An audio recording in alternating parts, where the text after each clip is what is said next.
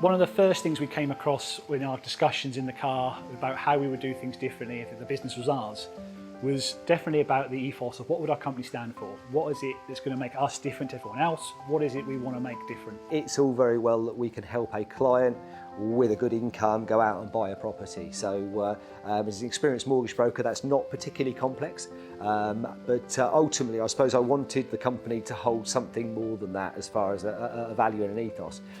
From working with the foster children that we've had over a period of years, you understand that there are circumstances in life that sometimes impair people beyond their control. We really wanted to have a community feel to the business. We wanted it to be a family business.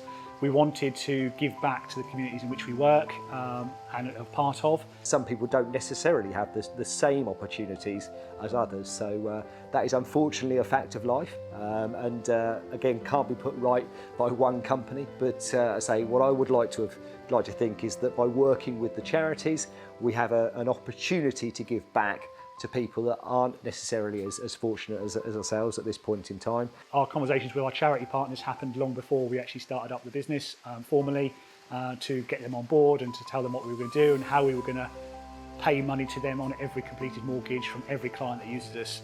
We picked the Pact Animal Sanctuary. We chose an animal sanctuary charity. I think it's a very viable thing to do. And one of the charities they are currently supporting is Nelson's Journey. My name's Simon Wright, I'm the Chief Executive of Nelson's Journey. We're a Norfolk-based charity. We work with young people up to the age of 18 who've experienced the death of a significant person in their lives. Our services aim to support that young person and to help them to feel more positively about their future. We work with around 1,000 young people and children per year. That's a number that's been increasing over time as more and more people get to know about our services. But in every case, we look at what support we can provide for that individual child and aim to bring back their smiles. Carol Slaughter, Head of Fundraising from the Big C Cancer Charity in Norfolk. We started in 1980, so this year is our 40th birthday, and we've been helping the people of Norfolk and Waveney over those 40 years, those that are affected by cancer. Around about 8,000 people every year in Norfolk will be told that they have a diagnosis of cancer. So there's an awful lot of people out there that need our help and our support. My name is George Rockingham. I'm the CEO of the Pact Animal Sanctuary. At the moment we've got a big problem, of course, it's because it's COVID. The dog runs that we built out of pallet wood and old rusty wire, which were given to us by Wayland Prison, are falling down. And we have been given enough money to be able to refurbish half of them between now and the end of the year. So that's it really. We're spending the money people are giving us that we can't spend on surviving or put in the bank to survive next year. And we're just working hard to get people to contribute to the jobs we're doing. If things aren't better than they are now, before the 1st of April next year, Pact are in trouble. We've seen a very significant impact to our income as a result of COVID. A lot of the fundraising events that we expected to see take place had unfortunately needed to be cancelled, and that's resulted in a loss of tens of thousands of pounds to the charity this year. In addition, a lot of the challenges out there that people had been taking on to support us, like running marathons and organising their own activities, had also needed to be cancelled. So we have seen an impact. Businesses as well, many had to shut their doors over the period of lockdown, and they weren't able to support us either. So there has unfortunately been a very negative impact on our income. We have had a really big effect on our money income coming in.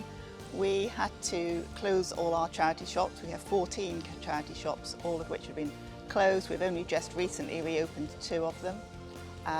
All our fundraising events up until this October were either cancelled or postponed till next year, so people weren't able to take part in many of the things that they would have done.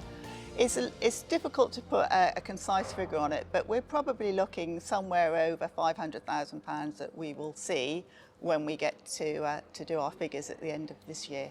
Yellow Brick Mortgages have donated a fantastic £3,500 since they started supporting us in 2019. And impressively, double the amount that was raised in 2019 has been raised in 2020 already. And that contribution will make a phenomenal difference to our work. So our income has been affected by COVID, which means that the support that we get is needed more than ever, and that will allow us to continue to plan with confidence for the future. I mean, we're very grateful because it's 1,980 that we wouldn't have got under normal circumstances, and the more that they can contribute, the better chance we have, certainly this year, of surviving. So Yellow Brick Mortgages have been a really big supporter of Big C. They started to donate to us in 2019, so we've had almost 2 years donations from them now, and the total at the moment is £4,025. I would like to say a huge thank you to Yellow Brick Mortgages and their clients who have donated so generously and have supported the charity as what has undoubtedly been a difficult time for us. Their contributions allow us to continue our work, to continue to support those families at what is a very difficult time.